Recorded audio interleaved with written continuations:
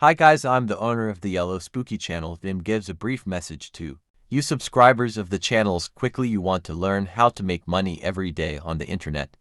Find out you can bill from $5 to $10,000 a month at home with the marketing market. Download now our exclusive ebook. Believe in it much. But it's still family, so my sister accepted it and we took the doll home. Everything was fine before in that house. My bedroom is located next to the living room, while the others are a bit farther away, crossing the living room in the hallway. I only come for the holidays, and I had been there for a week. Everything was normal. I get to hear a lot of noise coming from the upper floor. We have a dog there.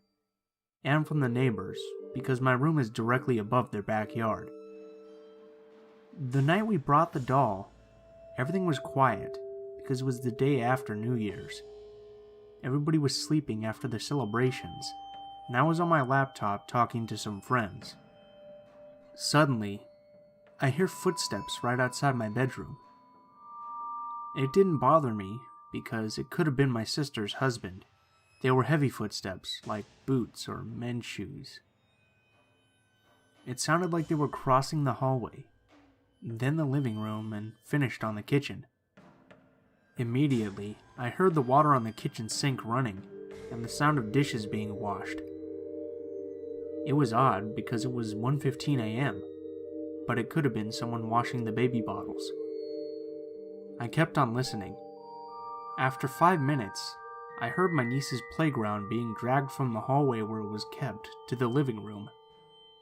It does a very distinctive noise, and I'm 100% sure that was what I heard. The noise kept going for a good 10 minutes or so. I wrote my sister to find out if everything was fine, but got no response. After that, I kept hearing these footsteps. My dog was very nervous and barked at me when I tried to open the door to check out what was happening, so I just stayed in the room. I checked the time at this point. It was 1:43 a.m., and the sounds were still going, until they suddenly stopped. I went to sleep, trying not to think too hard about it. The next morning, my sister calls me on the phone and tells me to get out of my room. I did. I went to the hallway, and my mom, sister, and her husband were all there. My sister asked me if I had put my niece's stroller in front of her bedroom door, and if I had moved the playground station. I said no and told them about all the noises I had heard last night. I thought they weren't going to believe me, but it turns out that when my sister came out of her bedroom in the morning, she found the stroller moved. She put it in the right place and went to go get the baby bottles, then moved back to the room.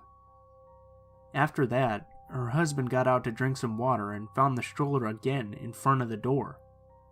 He moved it back to where it was supposed to be, and on his way back, asked my sister why she had put her stroller in front of the bedroom door.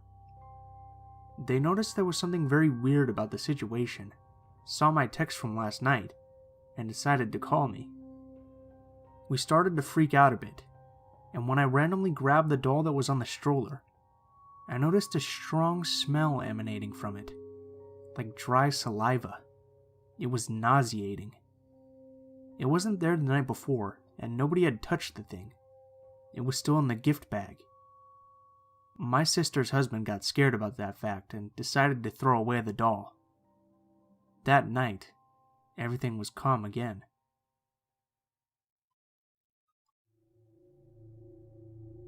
I swear up and down that this story, as much as it sounds like it's a made-up run-of-the-mill scary doll story, is 100% true, and still terrifies me to this day.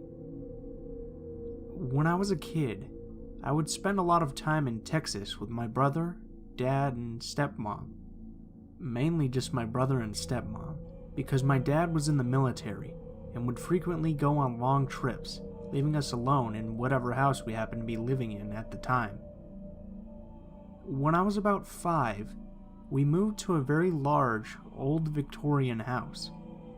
3 stories, not including the attic and the basement. Lots of rooms, and as a little kid, I found it very fun to explore the house. In the attic, there was a lot of old junk that the owner of the house was storing while we were renting it, including a collection of beautiful, handcrafted porcelain dolls. There were hundreds of them lined up neatly on the back wall in a glass case, standing on their stands like an army ready for command, and as a little girl who loved ribbons and bows and anything girly, I was entranced. One doll in particular always stood out to me. A beautiful red-haired, green-eyed doll in a blue silk dress with a matching ribbon in her hair.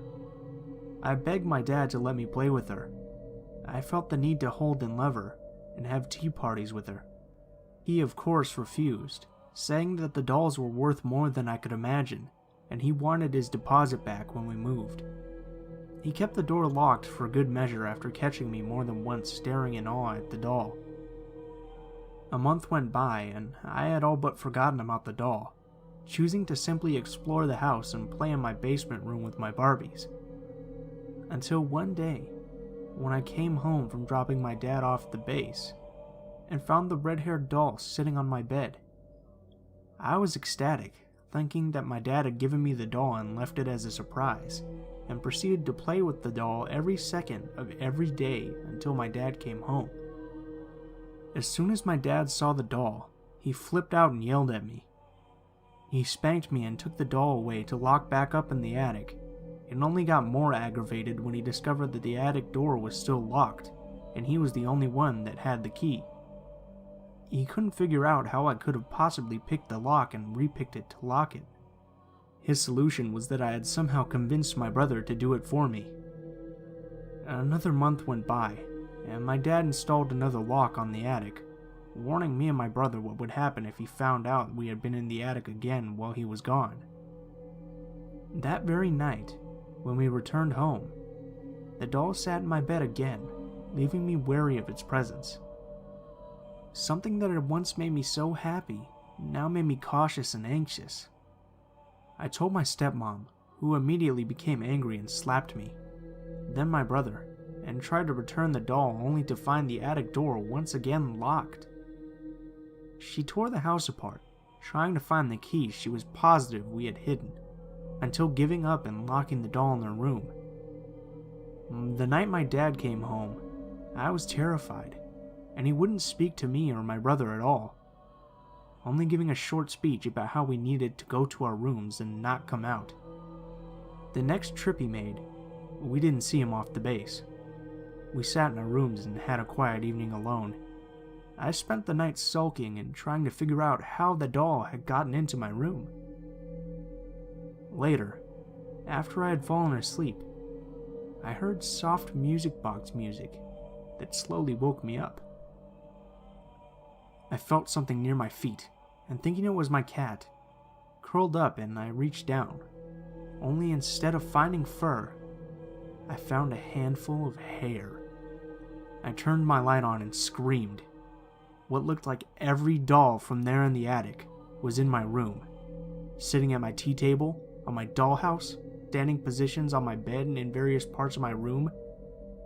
My door slammed open, and my dad appeared in their doorway, where he had apparently been waiting for me to head to the attic to claim a doll. He took one look at them, grabbed me, and ran out of the house, dragging my brother and stepmom along with us. He still refuses to speak of that incident to this day. The most important part of this story is the backstory of the red-haired doll. Apparently, the original builder and owner of the house had a daughter who died when she was about 8, and it was customary to make a doll of their likeness made out of their real hair and dressed in the same clothes the child wore. I think it was that little girl, because I've never felt like it was dangerous to play with the doll. I only felt like she was lonely, and trying to make a friend. Weird things started happening to me about a year ago. I moved into a new unit in Brisbane, and got my porcelain dolls back from my mother's place. I've had the dolls since I was 5 years old. Everyone used to tell me they were evil, but I didn't believe them. Anyway, I put the 7 dolls away in a box and left them in the spare room. I then began having nightmares, starting with 1 or 2 a week. After a little while, they started to occur almost every night. I've never experienced nightmares like this in my entire life. These were full-on extreme night terrors. I didn't understand what was going on and was exhausted all the time from lack of sleep. I then started hearing some kind of scratching noise coming from inside the closet, or from just outside my room late at night, never during the day. At the time, I thought it might be a mouse. These things happened for a couple of months. One time, I was sitting in the lounge room, watching TV, when all of a sudden I saw 2 small red eyes on the side of my cat's body when he was standing on my lap. They were just staring at me. I looked behind me to see where it was coming from, and saw nothing but a blank wall. I looked back, and the eyes were still looking at me. Then they slowly faded away. I always felt a strange, uncomfortable presence in the house, but I wasn't sure if it was because I had just moved in on my own and was scaring myself, or if it was something else. I think I used to make excuses for everything, so I didn't think I was going crazy. On another occasion, I was lying in bed and had the outside hall light on when I saw a murky, dark shadow come across the ceiling and into my room, and then it disappeared. The last thing that happened before I spoke to someone about the weird events was when I saw a demonic-looking face in the reflection of the base of my lamp. It was staring at me. The thing had dark circles as eyes, and it wasn't clear like a human face, but was definitely a face. I turned off the light and ignored it, and went back to sleep. I eventually spoke to a lady at work, a Jehovah's Witness, about everything that happened. She told me that I had something in my house that was causing the problems. I didn't fully believe it was the dolls at the time, but I ended up throwing them out in the industrial bin that weekend because something needed to happen to make this stop. The dolls were worth hundreds of dollars, but I wasn't risking it.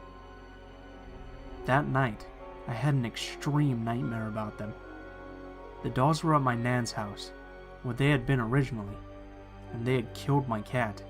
In the dream, I found his body in the kitchen sink. My cat is still alive now, but I always check on him to make sure he's safe. It's been over 9 months now, and since getting rid of the dolls, I've had no nightmares, no weird noises, and no feelings of another presence. I feel stronger and healthier, and I always pray from time to time, asking the Lord to protect me and my cat. Everything stopped after I threw out those dolls. Now I know not to ignore things and to become more in touch with my spiritual side.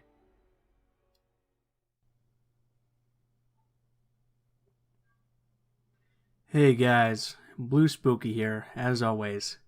I just wanted to thank you guys so much for watching to the end of the video, especially if you made it this far. This video is actually based on a suggestion someone made, and they wanted me to do some scary, creepy doll stories, so I went ahead with that. Sorry if the episode's a little bit shorter than normal. I had somewhat of a difficult time finding good doll stories, so to speak, so I hope you guys enjoyed it. If you have any constructive criticism, please feel free to leave it in the comments below.